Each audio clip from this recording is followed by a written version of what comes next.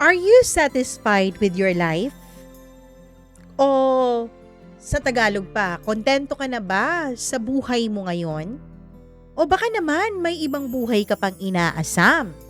Baka naman may ibang buhay kang kinaiinggitan? Pero minsan akala mo kontento ka na hanggang sa may magpapaalala sa'yo na may kulang pa rin pala sa buhay mo.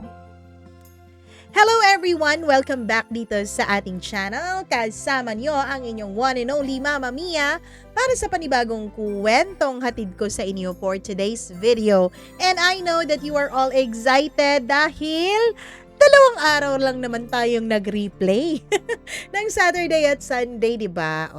Sana maintindihan ninyo na medyo busy tayo ngayon kaya meron tayong mga replay na mga ganyan. Pero hindi naman pong sinisituit mo. Sinisigurado naman natin na yung pinakamagagandang kwento at parang hindi naman nag-viral pero marami ang nanood. So marami ang nag-comment. So parang reaction siya na mga kwento. So yun ang ating nire-replay. And para din yun sa mga bago nating subscribers na hindi naabutan ang mga old videos and old kwento na natin. Well, so much for the paliwanagan. Eto na po ang ating tampok na kwento for today's video na bagong-bago, fresh na fresh. Dito lamang sa inyong paboritong programa, ang Dear Mama Mia.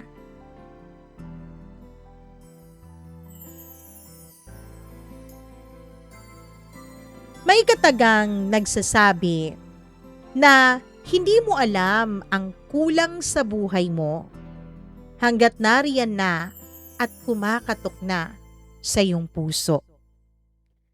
Minsan, akala mo kontento ka na, ayos ka na, pero hindi pa pala.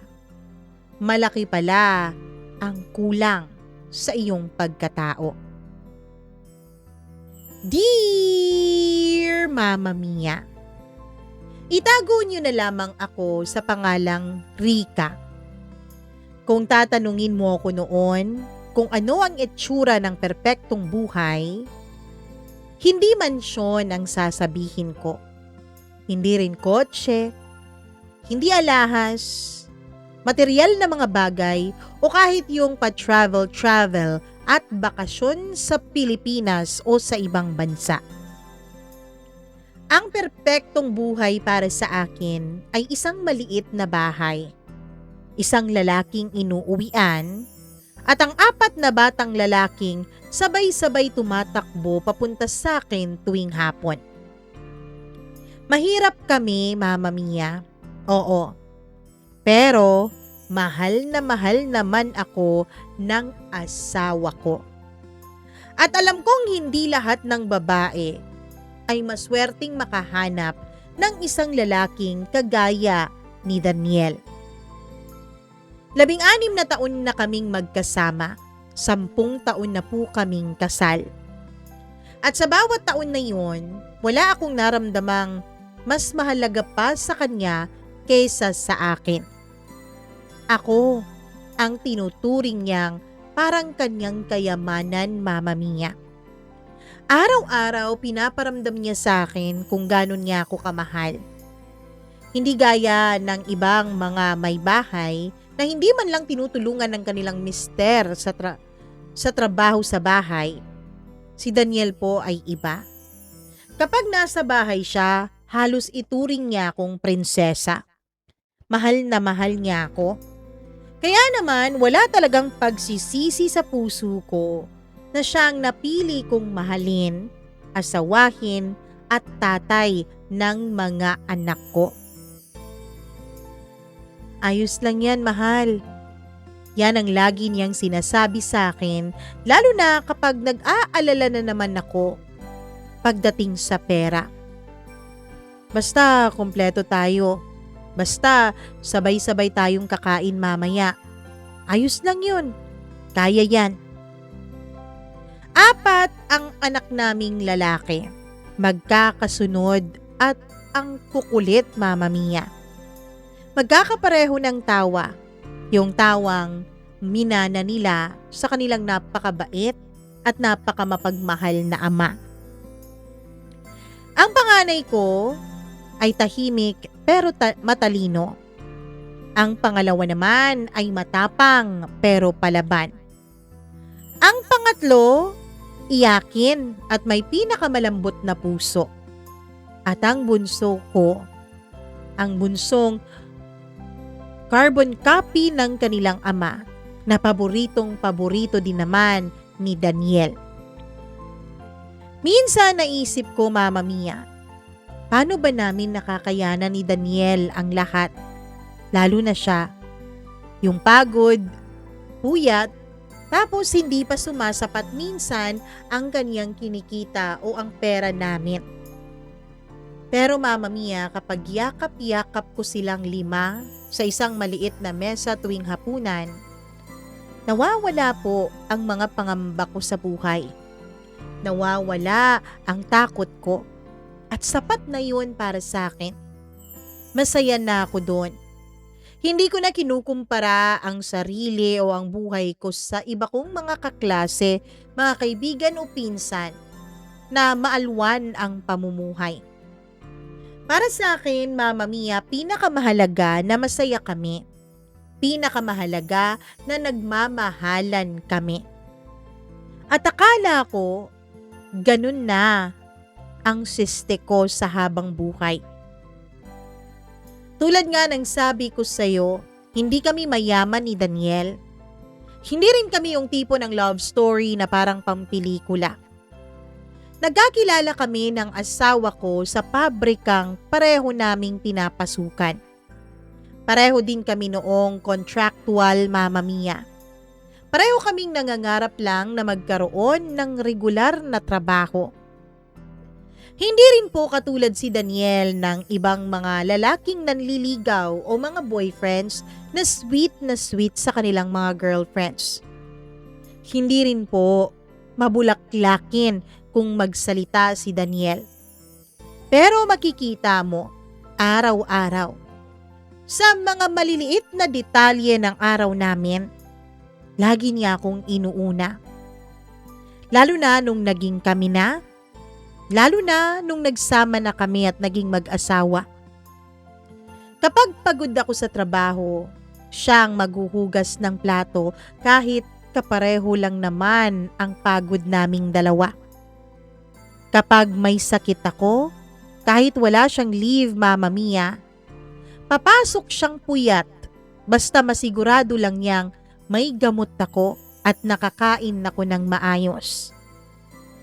Kaya noong nag-propose siya, kahit walang singsing, kahit isang sobre lang na may konting ipon ang binigay niya sa akin, ay umoo ako. Alam kong hindi sapat to, mahal, pero pangako ko sa iyo, Rika, hindi kita iiwanan kahit anong mangyari. Hindi kita lolokohin. Hindi kita ipagpapalit sa kahit na sino o kahit na ano. At Mama Mia, kitang-kita ko po ang sinseridad sa mga mata ni Daniel habang sinasabi niya ang lahat ng yun sa akin.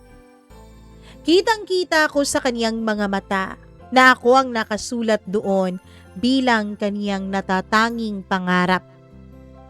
Kaya naman naniwala ako. 10 taon kaming kasal nang magbago ang lahat. Hindi naman dahil nagbago ang asawa ko, kundi binago kami ng isang malaking trahedya na nakaambang dumating sa aming pamilya. Sa una ubo lang, sumunod ay napansin ko ang pagpayat niya. Hindi yung pagpayat na normal, kundi parang biglaan. Parang ang laki ng pinayat niya sa loob ng ilang araw lang. Hanggang sa hindi ko na po nakayanan at isinugod ko na sa pampublikong ospital si Daniel. At napakahirap sa pampublikong ospital. Pipila ka. Siyempre kailangan mong lumiban sa trabaho para may kasama ang pasyente mo. Hanggang sa matapos ang 3 araw ng pagsusuri sa kanya ng mga doktor, ay isang salita lang ang bumasag sa puso at sa mga pangarap ko. Cancer. May cancer ang asawa mo, Mrs. Hindi ko alam mo noon, Mama Mia, kung paano ko po yun tatanggapin. Hindi ko alam kung paano ko sasabihin sa mga anak ko na malala na ang sakit ng ama nila. At ayon sa doktor na nag-check up sa kanya, Mama Mia, hindi na po mabubuhay ng matagal ang asawa ko. Alam kong napakasakit ng balitang yon, pero pilit kong pinapatatag noon ang sarili ko. Sabi ko sa sarili ko, Mama Mia, hindi ako pwedeng maging mahina. Dahil kung maging mahina man ako, sino na lang ang magpapalakas ng pamilya namin? Ayokong makita ni Daniel na nahihinaan ako ng loob. Dahil ayoko ring panghinaan siya ng loob para labanan ang sakit niya. Kung ano-ano na po ang ginawa ko. May mga nag-advise sa akin ng kung ano-anong mga herbal na mga gamot. Liban dun sa mga gamot na itinurok sa kanya ng doktor. Tuwing gabi, Mama Mia, kapag mag-isa na lang akong gising, dun ako umiiyak. Tahimik, walang tunog, para hindi niya marinig, para walang makaalam. Lumipas pa ang mga araw. Pinakiusapan ko ang kapatid ni Daniel na bantayan muna ang kuya niya dahil kailangan kong magtrabaho para sa mga anak ko at sa mga pangangailangan ni Daniel sa ospital. Hanggang sa isang gabi, Mama Mia, sinabi niya sa akin na uuwi na lang daw siya ng bahay. Gagamutin na lang daw namin ng mga herbal na halaman ang kanyang sakit. Dahil narinig pala niya yung sinabi ng doktor na yung binibigay sa kanya ay pampatanggal lang ng iniinda niyang sakit pero hindi naman talaga gamot yun ng cancer. At umuwi kami sa bahay. Dahil ang sabi niya doon na lang daw siya magpapagaling para wala na kaming maistorbo pang ibang tao. Yun pala, nagrereklamo na rin ang kapatid niya dahil hindi na rin ito nakakapagtrabaho ng maayos dahil sa pagbabantay sa kanya.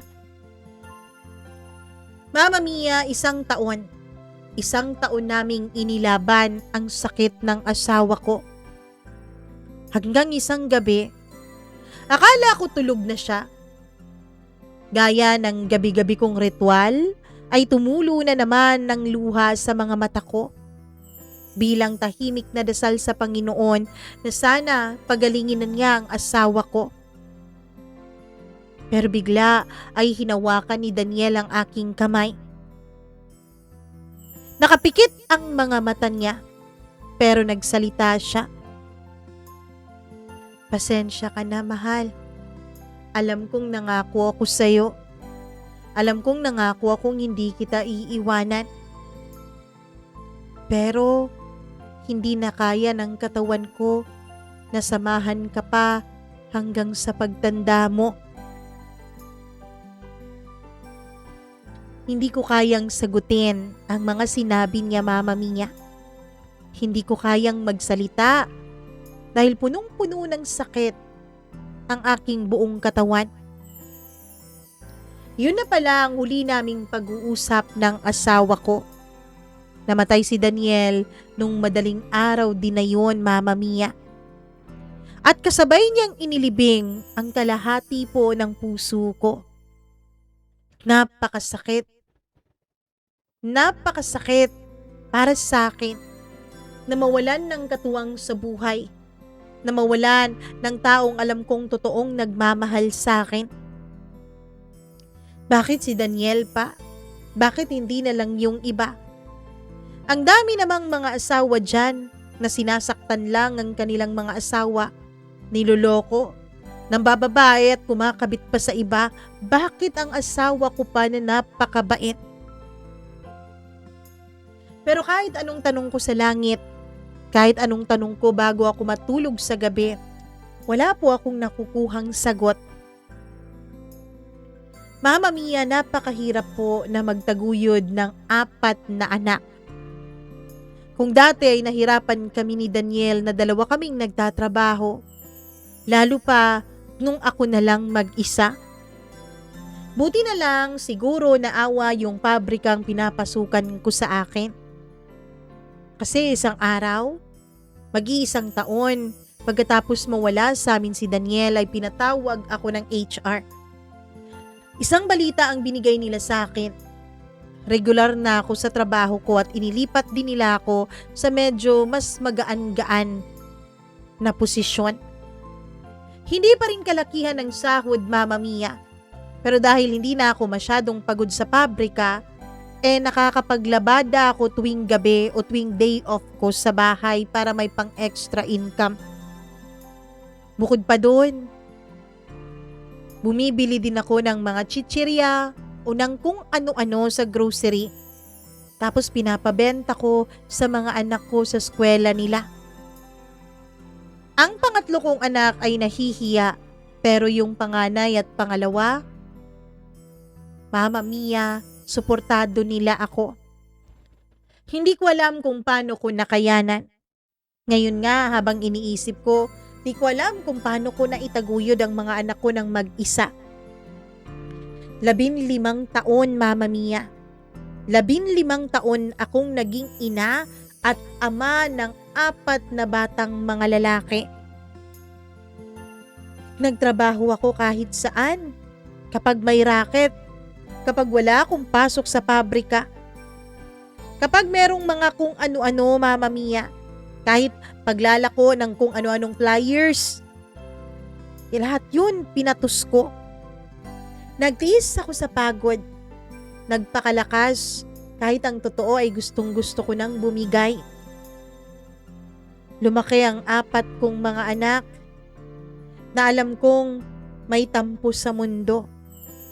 Galit sila sa kahirapan. Alam kong may tampo sila sa langit kung bakit napakaagang kinuha ng kanilang ama sa kanila. At ako, Mama Mia, dahil sa sobrang focus ko sa mga anak ko, ay nakalimutan ko ang sarili ko. Ganun naman talaga tayong mga babae. Ganun naman talaga tayong mga ina.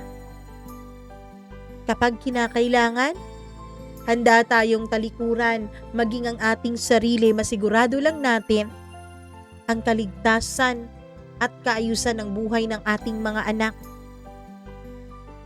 Hindi na ako babae noon. Isa na lang akong ina. Hanggang isang araw, Mama Mia, hindi ko aakalain na meron palang darating sa buhay ko. Akala ko kontento na ako noon basta't nabibigyan ko ng pagkain, ng pambaon, ng pamproyekto sa eskwela ang mga anak ko. Akala ko, Mama Mia, ayos na noon ang buhay ko. Akala ko kontento na ako na kumakayod lang para sa aking mga anak. Pag hindi ko alam, may hinahanap pala ang aking puso. At ito ay kusa ng kumatok sa buhay ko isang araw. Nasa palengke ako noon, Mama Mia, bumibili ng mga gulay. Pagod na pagod ako dahil kagagaling ko lamang sa pabrika at sa isa kong sideline. Pawis na pawis ako dahil naglakad lamang ako mula doon sa pinag-sidelinean ko. Wala pang ang ayos ang itsura ko noon eh. Mula nung mamatay si Daniel, hindi ko na po inisip kung anong itsura ko. Hindi na nga ako nagkakaroon ng pagkakataon na magpagupit ng buhok sa labas. Kapag mahaba na ang buhok ko, ako na lang ang gumugupit nito. Kahit hindi yun pantay kasi hindi ko naman nakikita yung likuran, wala na akong pake. Basta nagugupitan ko, natatanggal kahit papaano ang alinsangang nararamdaman ko, lalo na kapag summer.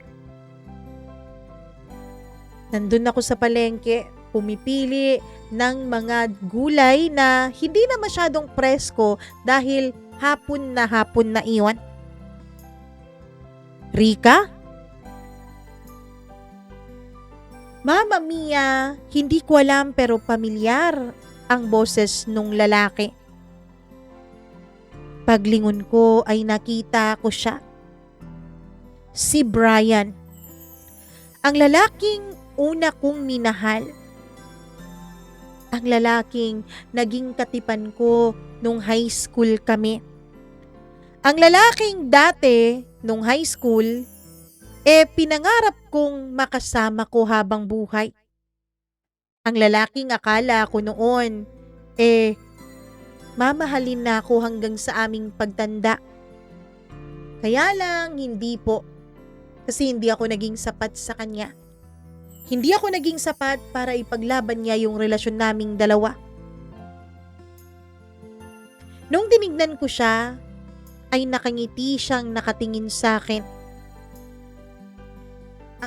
Ang tagal na. Ang tagal na hindi tayo nagkita. Ikaw nga talaga yan. Kumusta ka na? At doon ko naramdaman ang sakit na akala ko noon ay matagal nang patay.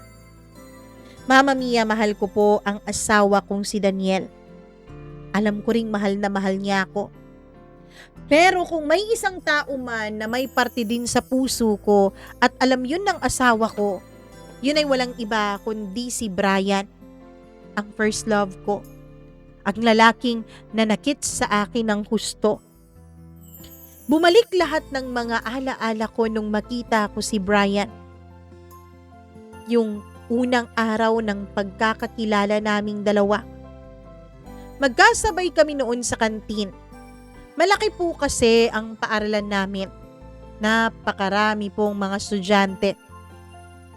Halos Mama Mia, 10 section kami sa isang baitang Mama Mia. Kasi yun lang ang natatanging high school sa lugar namin. Kaya ang dami-dami talaga. Kaya naman, hindi po magkakilala ang lahat ng mga estudyante. Isang araw, nagkasabay kami Mama Mia. Nagkasabay pa kaming umorder ng panghuling sapin-sapin dun sa kantin ng paaralan. Dahil ako ay mahiyain at simpleng babae lang Mama Mia, ay pinagbigyan ko na siya nung sapin-sapin na yun at umalis na ako. Kaya lang hinabol niya ako. Ibinigay niya sa akin yung binili niyang sapin-sapin. Doon ko nakita kung paano siya ka-gentleman. Mama Mia, kaya kahit ilang taon na kami sa high school, ay tsaka lang kami nagkakilala dahil magkaiba po kami ng section 2. Ako ay nasa panghuli yatang section. Samantalang siya naman ay nasa craft section. Matalino siya. Yung tipo ng estudyante na punong-puno ng mga pangarap sa buhay. Siya yung tipo ng lalaki na kahit hindi mo alam ang pangalan ng paborito niyang pagkain, alam mo rin Mama Mia na iba siya sa ibang mga lalaking estudyante dun sa school namin. Kung yung iba makukulit, kung yung iba naghahanap ng mapagtitripan, magiging jowa, at kung ano-ano pa, siya ay hindi ganon. Nakapokus siya sa kanyang pag-aaral. Kaya iba siya. Araw-araw kaming magkasama noon sa library nung umpisang nagkakilala kaming dalawa. Dahil sa sapin-sapin na yun, kaya niya nakuha ang pangalan ko. Dahil sa sapin-sapin na yun, naging magkaibigan kaming dalawa Mama Mia. At mula nung naging magkaibigan kami ay nahilig na rin akong magbasa ng libro dahil sa kanya. Pinakita niya sa akin na hindi naman pala boring ang pag-aaral. Sa kantin, magkasama kami lagi. Kahit sa simpleng paglalakad lang sa loob ng campus kapag walang pasok o kapag break time pa, ay lagi kaming magkasama. Hanggang sa isang araw, hindi ko akalain na ang katulad ni Adrian ay magtatapat ng damdamin para sa akin. Rika, gusto kita. Gusto mo rin ba ako? Hindi na ako nagpaligoy-ligoy pa noon. Siyempre dahil sa talino at sa kasikatan ni Adrian sa campus, alam kong maraming babae ang nagkakagusto sa kanya. Alam kong maraming babaeng naghahangad na maging syota siya, Mama Mia, kaya sino ba naman ako para humindi, di ba? Nung naging kami na, ay naging mas sweet pa si Adrian sa akin. Lagi niyang sinasabi sa akin na balang araw, makikita ko raw na hindi lang pagiging girlfriend o boyfriend ang intensyon niya sa akin. Balang araw, ipapakita niya raw sa buong mundo kung gaano niya ako kamahal. At alam ko ang ibig sabihin nun. Balang araw, binabalak niya akong pakasalan. Mama Mia, nakakakilig kapag naririnig ko yun noon mula sa kanya. At dahil nga nakikita kong napakaresponsable niya, nakikita kong iba siya sa lahat, ay lalo ko pa siyang minahal. Mama Mia, naniwala ako. Naniwala ako sa balang araw na sinasabi niya. Naniwala akong magiging kami hanggang sa huli. Nung graduate kami ng high school, hindi po ako nakapag-aral. Hirap lang kasi ang pamilya ko sa buhay. Wala rin akong makuha na kahit na anong scholarship dahil hindi naman po ako matalino. Kaya wala akong nagawa kundi ang tumigil. Samantalang si Adrian naman ay nag-aral dun sa bayan sa isang sikat na kolehiyo sa aming lugar. Kapag umuuwi siya, dun kami nagkakasama. Ako nung mga panahon na yun ay pumasok na bilang kasambahay. Tinatiming ko talaga na kapag umuuwi siya ay nagdi-day off din ako para maging magkasama kaming dalawa. Mama Mia, akala ko noon wala nang hahadlang sa amin. Pero isang araw ay bigla na lang siyang nagpaalam sa akin. Sorry, pero kailangan na muna nating putulin ang ating relasyon, Rika. Ano? Bakit naman, Adrian? Bakit naman, Brian? Kasi kailangan kong mag-focus sa pag-aaral ko. Sabi kasi ng mama ko, nade-distract na ako sa relasyon nating dalawa eh. Pero hindi naman kita ginugulo, 'di ba? Naghihintay lang naman ako kapag bumabalik ka dito sa atin. Naghihintay lang naman ako kapag libre ka. Alam ko yun, Rika. Kaya lang, kasi nadidistract ako eh. Hindi ko mapigilang isipin ka habang nag-aaral ako. Ibig sabihin ba, kapag hindi na tayo, hindi mo na rin ako iisipin? Promise ko sa'yo, Rika, babalikan kita. Babalikan kita. Kailangan ko na munang maabot ang mga pangarap ko. At para maabot ko yun, sa ngayon kailangan muna nating magsakripisyo. Hindi ba pwedeng wag mo akong bitawan, ha, Brian? Hindi ba pwedeng tayo pa ring dalawa kahit nangangarap ka, kahit hinahabol mo yung mga pangarap mo? Sorry. Kailangan muna nating maghiwalay sa ngayon.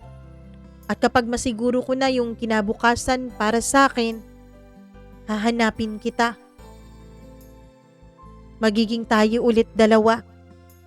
Pangako ko sa'yo, babalikan kita.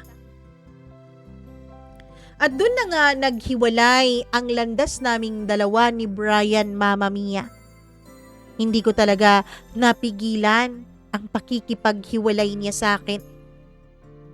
Lumipas ang mga taon hanggang sa nabalitaan kong magtatapos na sa kolehiyo ang mahal ko.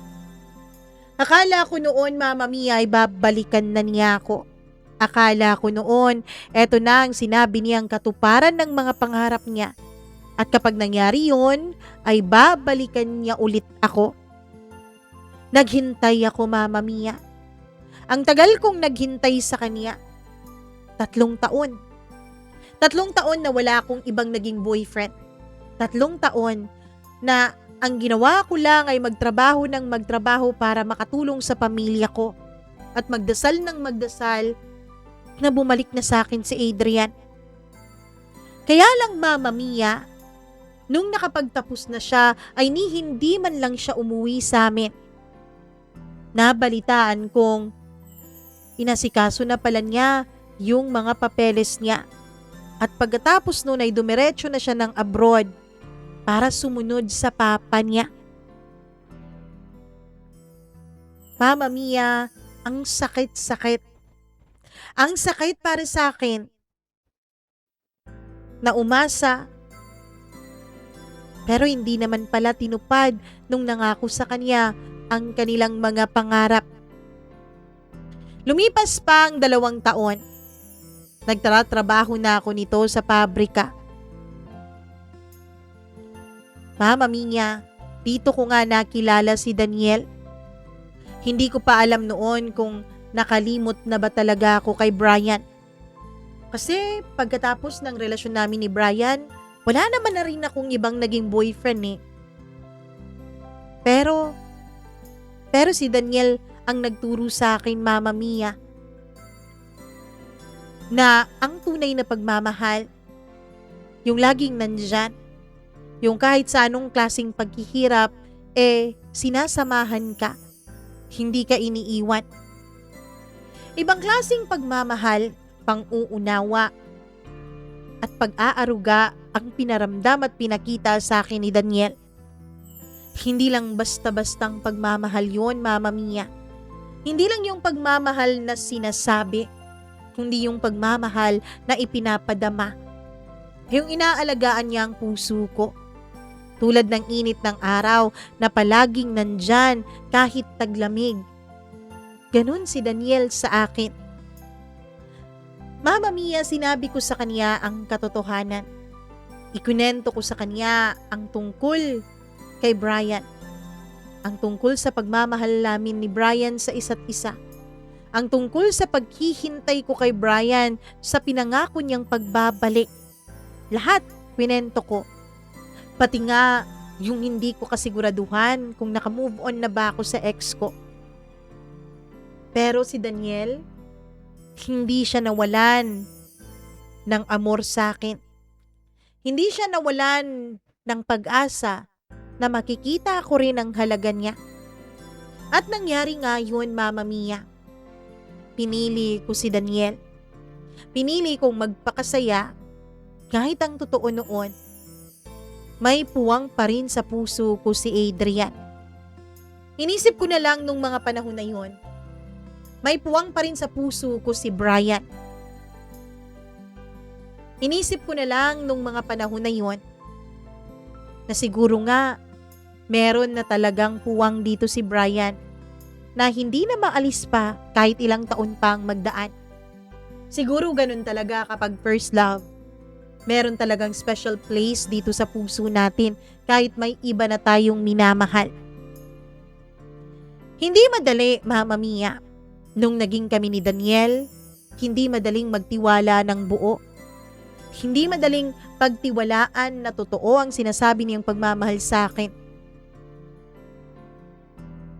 Bawat pagkakataon ay natatakot ako. Natatakot ako na baka tulad ni Brian, makakita rin ng magandang oportunidad si Daniel. Tulad ni Brian, maisip din niya na meron pang mas mahalagang mga pangarap kesa sa relasyon naming dalawa. Ganun, Mama Mia. Ganun ang mga takot ko. Pero kahit may mga takot akong ganun, kahit kailan hindi pinaramdam sa akin ni Daniel na naiinis siya. Hindi niya pinaramdam sa akin na nagagalit siya. Bagkus, ang lagi niyang pinaparamdam sa akin, Mama Mia, ay hindi niya ako iiwanan. Na naiintindihan niya ang mga pinagdadaanan ko sa buhay.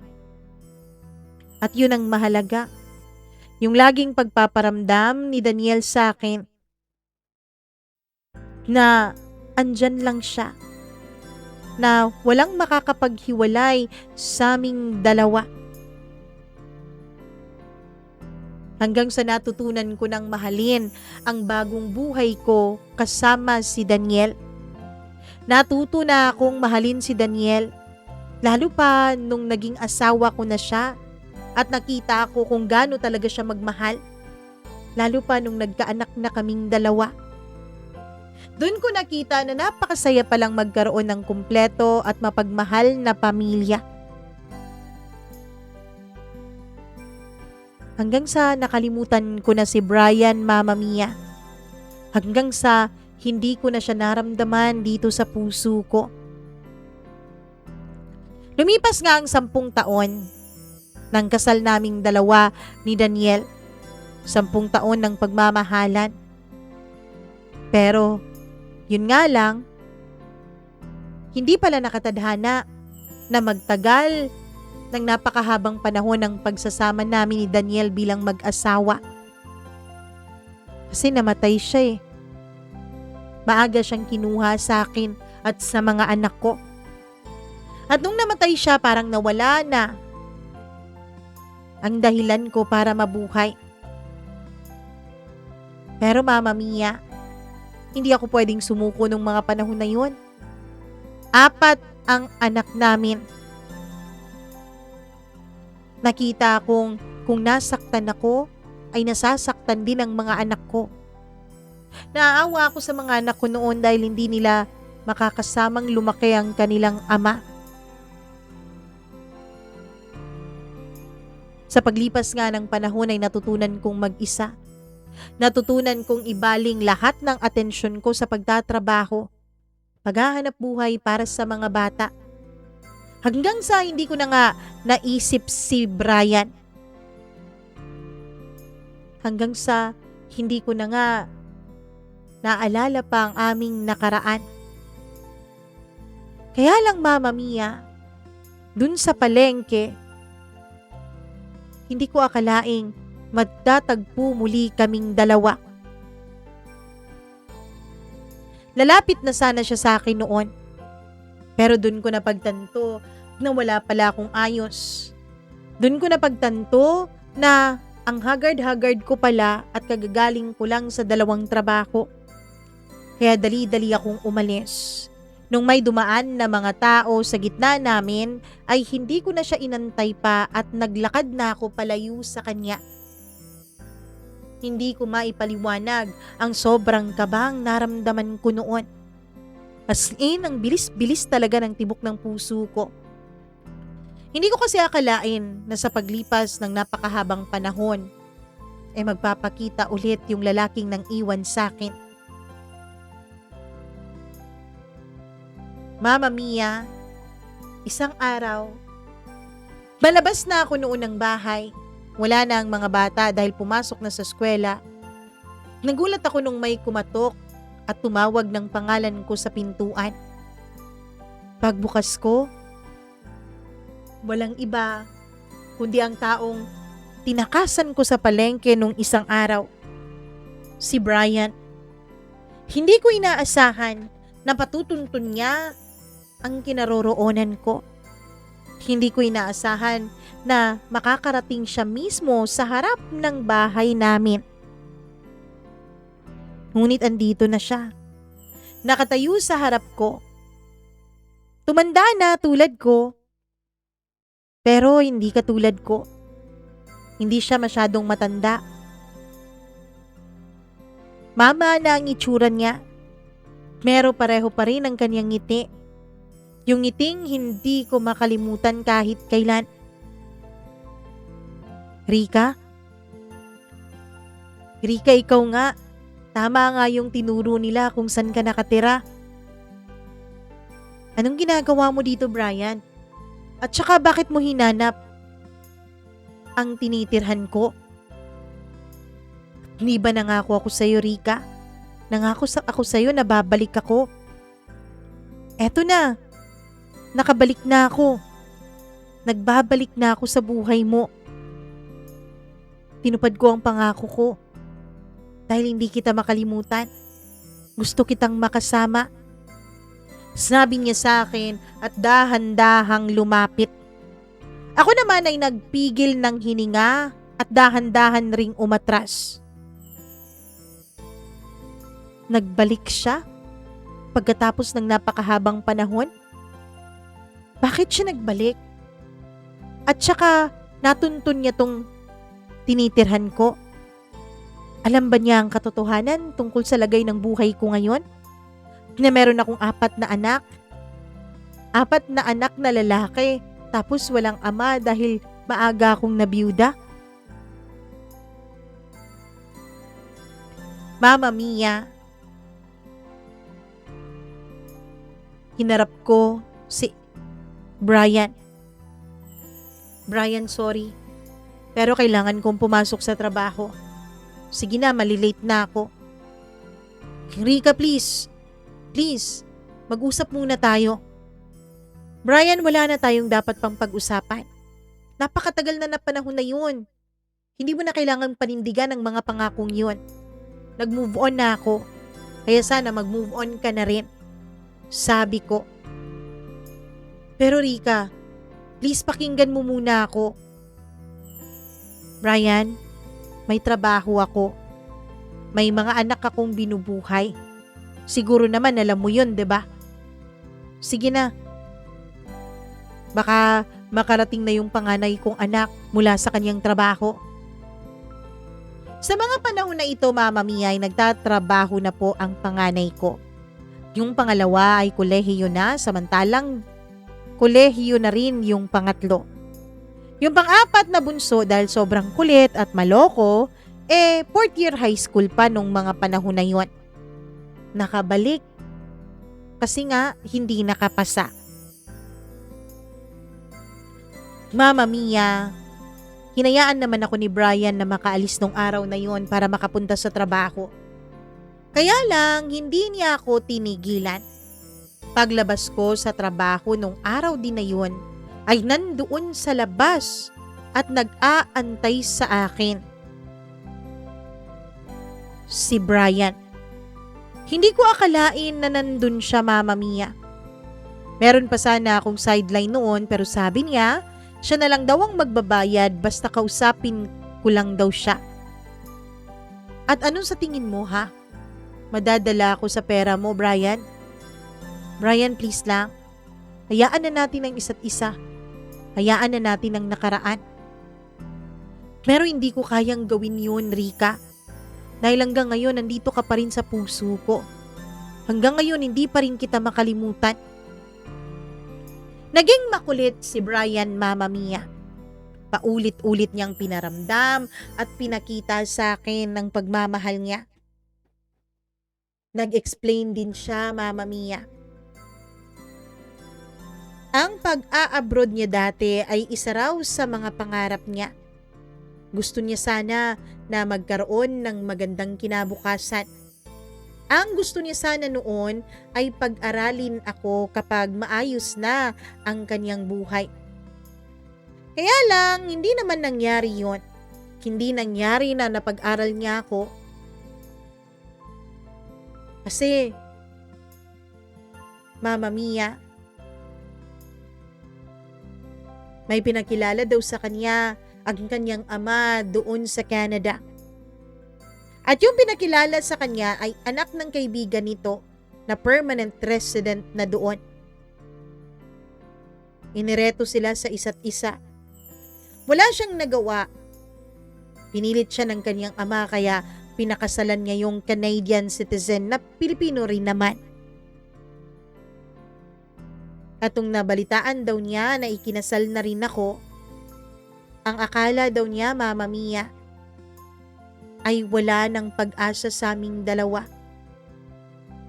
Nabalitaan din daw niya yung pagkamatay ng asawa kong si Daniel. Meron nung mga panahon na yon ay kasal pa siya at meron pa siyang mga responsibilidad sa kanyang mga anak. Pero ngayon daw, Mama Mia, ngayon daw ay divorce na silang dalawa ng kanyang asawa. Pinalaya na rin daw siya ng asawa niya dahil nagkaroon na ito ng iba. Ang gusto niya raw, Mama Mia, ay magsama kaming dalawa. Ang gusto niya raw ay dugtungan namin ang aming kahapon. Pero mariin akong tumanggi. Sabi ko sa kanya, hindi na maaari. Hindi na pwede dahil ang focus ko ay nasa mga bata. Hindi ko naman sinasabi sa yung aagawin ko ang focus mo sa mga bata eh. Pagkus tutulungan pa kita. Mga anak ko lahat nakapagtapos na ng pag-aaral dahil mas matanda naman sila sa mga anak mo. Tutulungan kita, Rika. Hindi mo kailangang mag-isa. Araw-araw, pinaparamdam ni Brian sa akin na lagi siyang nandyan. Sinusundo niya ako at kung ano-ano pang mga bagay ang kanyang ginawa para patunayan na mahal pa rin niya ako, Mama Mia. Para patunayan na lagi pa rin kami ang dapat sa isa't isa. Hanggang sa lumipas ang mga araw, naisip kong wala naman sigurong masama kung magiging kami ulit. Kasi, ang totoo niyan, na-realize kong after all this time, mahal ko pa rin pala si Brian, Mama Mia. After all this time, wala pa rin palang ibang umuukupa sa puso ko dun sa kanyang lugar. Pumunta ako sa sementeryo. Paulit-ulit akong nagtatanong sa asawa kong si Daniel kung hindi ba masama na pagbigyan ko ang puso ko. Hanggang sa sinagot ko na nga si Brian. Pero wala munang ibang nakaalam tungkol sa aming relasyon kundi kami munang dalawa. Sabi ko sa kanya, dadahan-dahanin ko muna ang mga anak ko. Lalong-lalo na ang panganay at pangalawa kong anak. Na alam kong hindi talaga boto na mag-asawa ulit ako. Mama Mia, yung panganay kong anak ay napaka-responsable. Napakabuti. Kasi alam niyo ba, Mama Mia, nung nakagraduate siya, nung nakapagtrabaho siya, hindi niya ako iniwanan. Hindi siya nag-girlfriend. Dahil ang ginawa niya ay tinulungan niya ako para raw maging mas maayos na ang buhay namin. Oo, Mama Mia, tinulungan niya ako sa pag-aaral ng mga kapatid niya. Sabi niya hindi muna siya mag-aasawa hanggat hindi pa nakapagtapos lahat ng kaniyang mga kapatid. Napakabait niyang anak. Napakabait din niyang kuya.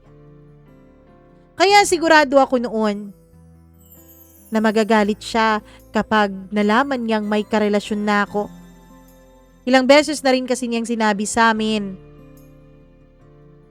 sa akin at sa mga kapatid ko, na hindi daw dapat ako magkaroon ng bagong boyfriend.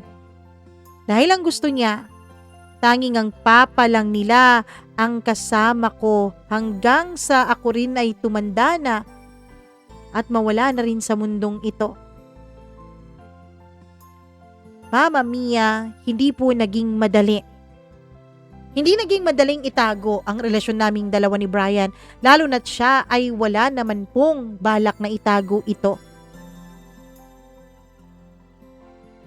Hanggang isang gabi, pag uwi ko, hinatid ako ni Brian pero dun lang sa may kanto.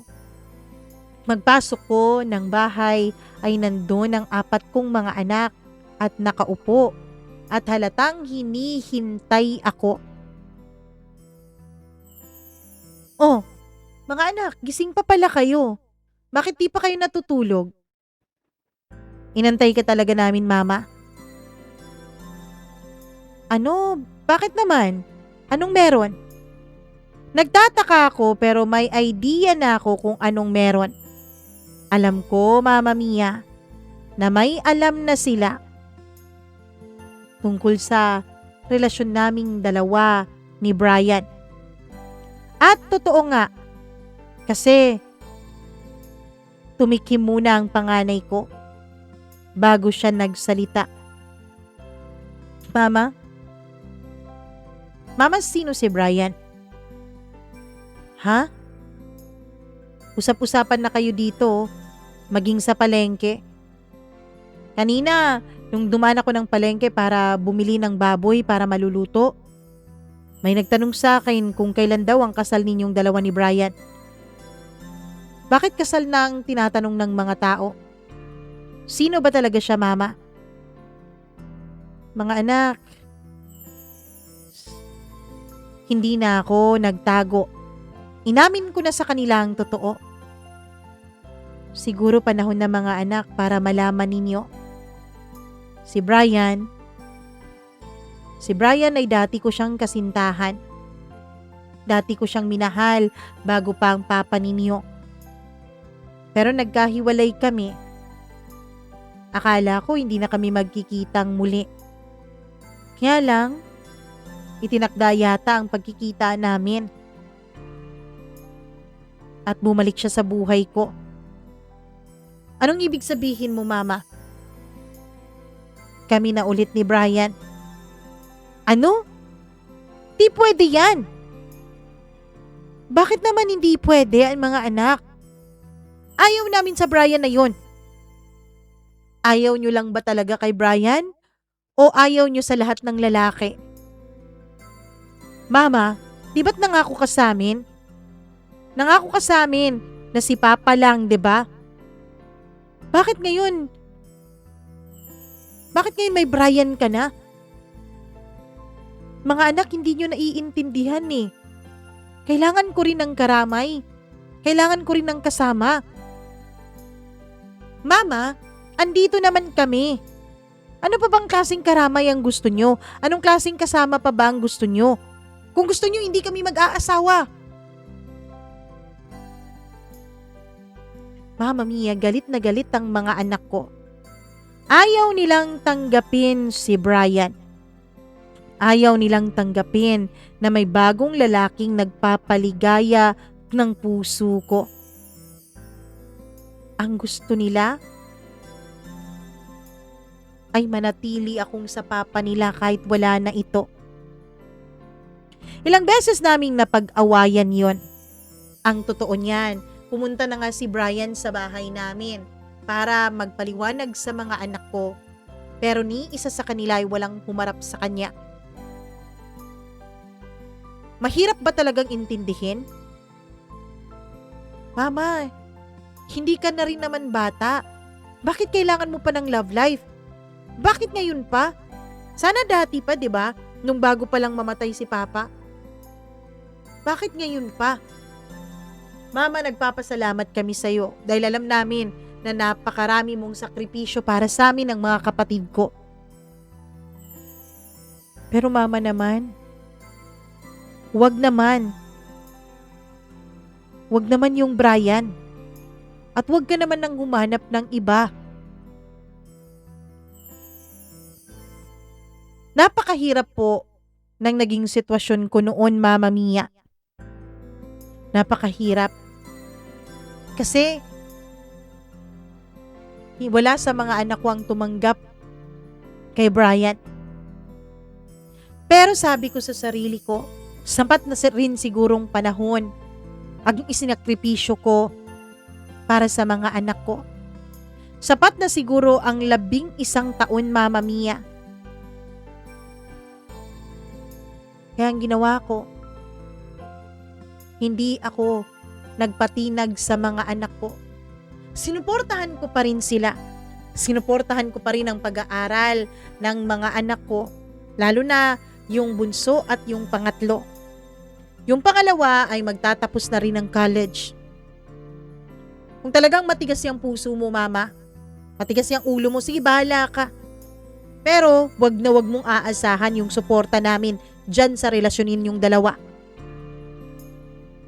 Kahit wala pong basbas ng mga anak ko, ay pumayag ako sa alok ni Brian na magpakasal kaming dalawa. Oo, Mama Mia, kahit tutol na tutol ang mga anak ko, Nagpakasal kami ni Brian. Wala ni isa sa mga anak ko ang pumunta. Wala ni isa sa mga anak ko ang nagbigay ng respeto. Iyak ako ng iyak sa araw ng kasal naming dalawa. Pero pinatahan ako ni Brian. 2 taon matapos ang kasal namin, nagulat ako dahil may kumatok sa pintuan ko. Yun ay walang iba kundi ang panganay kong anak. Miguel? Mama, pwede bang pumasok? Magkapasok niya ay agad niya akong niyakap. Dito ko nabalitaan na iniwanan pala siya ng kinakasama niya at naiwan sa kanya ang kanilang 2 anak na nasa pangangalaga ngayon ng kaniyang kapitbahay. Bakit hindi mo dinala ang mga apo ko? Nang makilala ko naman sila. Mama, gusto muna kitang makausap. Mama, gusto kong humingi ng tawad sa'yo. Patawarin mo ko kung hindi kita inintindi. Patawarin mo ko kung hindi kita binigyan ng pagkakataon na lumigaya. Pagdating ni Brian ay humingi din ng tawad si Miguel sa kanya. Magkatapos noon ay pinuntahan namin ang kaniyang mga anak. Pinalipat na rin ni Brian si Miguel sa bahay namin kasama ng kaniyang mga anak. Sa ngayon, Mama Mia, ayos na ang relasyon ko sa mga anak ko. Yung bunso ko, agad namang natanggap si Brian nung nalaman niyang tanggap na ito ng kanilang panganay na kapatid. Tanging yung pangatlo na lamang ang medyo matigas pa rin at palaban pa rin talaga hanggang ngayon. Masasabi ko pong masaya ang buhay ko. Hindi man perpekto pero masaya. At masasabi ko, Mama Mia, na hindi rin naman ako nagsisi na minahal ko at binalikan ko si Brian. Oo, iniwanan niya ako dati. Pero ganun yata ata siguro, 'di ba? Lalo na kapag nagmamahal ka. Lalo na kapag may mga pangarap ka. Hanggang dito na lamang po, Mama Mia, at maraming salamat sa inyong programa dahil kayo po ang nagiging libangan ko ngayon habang inaalagaan ko ang mga apo ko. Si Brian naman ay tinataguyod ang kanyang negosyo. Hindi naman kalakihan pero sapat na yun sa aming pangangailangan at mga luho din paminsan-minsan. Mama Mia, hindi naman ibig sabihin na dahil binalikan ko si Brian, wala na akong pagmamahal at pag-a-appreciate kay Daniel. Naalala ko pa rin naman ang dati kong asawa. Nagpapasalamat pa rin naman ako sa kanya dahil siya ang naging daan kung bakit meron akong 4 na mga anak na mapagmahal ngayon. Muli po, sana ay maging mas matagumpay pa itong iyong programa. Nang sa gayon ay marami pa kayong ma-inspire at marami pa kayong matulungan. Lubos na nagmamahal. Rika.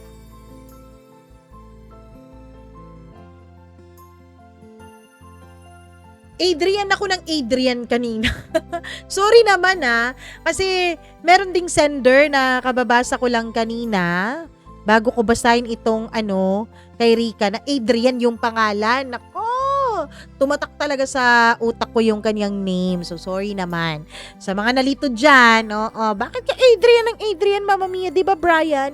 Brian po, okay? Kalimutan nyo na yung Adrian dahil sa mga susunod na mga araw pa yung kwento niya. Abangan nyo yon. Anyways, maraming salamat, Nanay Bata, patawag ko sa'yo, Rika. Thank you so much sa iyong pagbabahagi ng iyong kwento dito sa ating program. Nawa po ay may na-inspire kayo sa inyong kwento. Napakadakila mong ina. Imagine, more than 1 decade mong itinaguyod na mag-isa ang mga anak mo. Grabe naman talaga yun, 'di ba? Na kayanan mong mag-isa kahit wala na yung asawa mo. At deserve na deserve mo rin naman talagang lumigaya. Sa mga anak ngayon na may mga magulang ng mag-isa na sa buhay, lalo na yung mga magulang nila byudo o byuda na, huwag niyo naman sanang hadlangan yung kaligayahan ng inyong mga magulang o yung ina nyo o ama nyong natira dito sa mundo, 'di ba? Lalo pa kung alam nyong mabuting tao naman ang kaniyang nagugustuhan, napupusuan o karelasyon, hayaan nyo na munang lumigaya sila, 'di ba? Huwag naman yung kokontrahin mo pa yung mumunting kaligayahan nila. Lalo pat katulad ni Ate Rica o ni Nanay Rica na talagang itinaguyod naman talaga ang mga anak niya at hindi naman kinalimutan. Hindi naman iniwanan ng basta-basta. Deserve na deserve din naman nilang lumigaya. Diba? Hayaan nyo silang maging masaya. Hayaan nyo silang makahanap ng panibagong kaligayahan. Sa mukha man ng panibagong pag-ibig o kung ano pa man yan, suportahan nyo na lang. Ganun. Anyways, maraming salamat ulit sa mga nanonood o nakikinig ngayon. Please do like and share this video. Maawa naman po kayo. Charot. Oo, napakahina ng ano natin today o nitong mga nakaraang araw. So sana suportahan nyo itong ating channel. Ayan po. Para makapagpatuloy tayong maghahatid ng mga iba't ibang kwento ng iba't ibang tao dito sa ating channel na magbibigay sa inyo ng aliw, ng ang tawag dyan, ang tawag dyan, ewan ko basta yun na yun, aliw at inspirasyon. Ganun na lang. Anyways, diba? Sana suportahan nyo at i-like at i-share nyo ang video na to. At siguraduhin nakapag-subscribe na kayo dito sa ating channel. Kung hindi pa naman po kayo subscriber, ano pa pong hinihintay nyo? Please mag-subscribe na po kayo. Ayan lang po ang subscribe button sa baba. Pagkatapos nyo mag-subscribe, click the notification bell na rin para nanonotify kayo ni YouTube kapag meron tayong bagong upload dito sa channel natin. At sa mga nagre-reklamo dyan kung bakit meron tayong nire-replay, gaya ng sabi ko sa inyo, para po iyon sa mga panibagong subscriber dito sa atin na hindi pa alam yung mga kwentong yon. At syempre, para na rin, meron tayong gap o meron tayong pahinga kasi alam nyo na, nabibisi din ang buhay. Ganun. Sana suportahan nyo pa rin yun. Pakinggan nyo pa rin ulit, diba? Wala namang mawawala kung pakikinggan nyo yun ulit. Sinisigurado ko naman na yung mga semi-viral lang dahil hindi naman talaga viral. Kasi kung viral, dapat milyon-milyon. Hindi naman umabot kahit nga ng kalahating milyon. Isa lang naman umabot ata. Ay, dalawa ata. Ang umabot ng almost kalahating milyon. Yun lang naman. Yung iba, hindi na. So, hayaan nyo na yun, diba? Anyways, hello muna ako sa ating mga members. Maraming salamat po mga members na andito pa rin hanggang ngayon. Minamahal at sinusuportahan tayo. Thank you very much at hindi kayo nagsasawang magpa-member. Hello ako kay Colleen Bueno, Gimaras Girl, Marlia, Giana Shane, Benson Boyser, Smackdax, Diane Martinez, Maria Elena Abe, Maureen Tugab, Gail Easy, Mila Raduban, Freaky0407. I know na memorize niyo na itong mga members natin dahil sila lang naman yung mga members natin. So yung iba dyan na gustong magpa-member, pwede pa po. Dapat lang nakapag-subscribe kayo dahil kapag hindi pa kayo nakapag-subscribe, subscribe button po ang makikita nyo sa baba. Pero kapag subscribers na kayo or subscriber na kayo, yung join button na po, yun po ang inyong i-click. Okay? At bukod sa ating mga subscribers, nako, malaki rin talaga ang pasasalamat ko sa ating mga, bukod sa ating mga members rather, malaki din talaga ang pasasalamat ko sa ating mga members na lagi pa rin inaabangan itong ating mga kwento. Kahit may mga reklamo, nanonood at nakikinig pa rin. Thank you so much. Ayan, hello ako kay Lailena Season. Maraming salamat. Gail Easy, ayun, sabi ni Lailena, ang ganda ng story. Yes, yung story natin nung Thursday. O, yung matinding pag-iinit, karma ang kapalit. Ganun. Ay, kay Gail Easy, hola din sa'yo. Kay Charlene Baclohan, gandang tanghali. Kay Sally Buma, hello.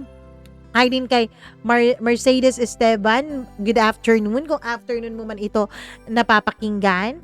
Hi din kay Christina Season, kay Nancy Asperas, maraming salamat. Alcura Ukit, Ruby Ramos, Marvy Montecilio, Joanne Sarmiento, sabi niya, napakasad naman ang kwento ni Kabayan, laban lang po at samahan ng dasal, di ka pababayaan ng ating Panginoon. Oh, ang kanyang kinomentan ay yung 611 natin na episode na bunga ng aking pagkakasala. Ganun. Hi kay Jaime Duran. Ano siya? Ma'am, gwapa man di ay kayo ka sa personal. Kung sa Tagalog pa, maganda daw ako sa personal. Bakit? Nakita mo na ba ako? Parang hindi pa naman. Ayan, hello din ako kay Mr. Maharlika. Maraming salamat sa'yo. Pa-DNA daw yung anak. Baka hindi ikaw ang nakabuntis. Grabe naman sa pagdududa. Grace Otanyez, maraming salamat. Maraming thank you sa inyong lahat. Ako po ang nag-iisa ninyong Mama Mia na humihikayat na kung meron po kayong sariling kuwento na pwede nating mapagpulutan ng aral at inspirasyon, all you have to do is to write that down and email that to us, mamamiacdo0317@gmail.com. I love you all so much. Maraming salamat sa pagmamahal at sa suporta. Mwah, mwah, mwah. Hanggang sa susunod nating pagkikita. Paalam po. Ingat!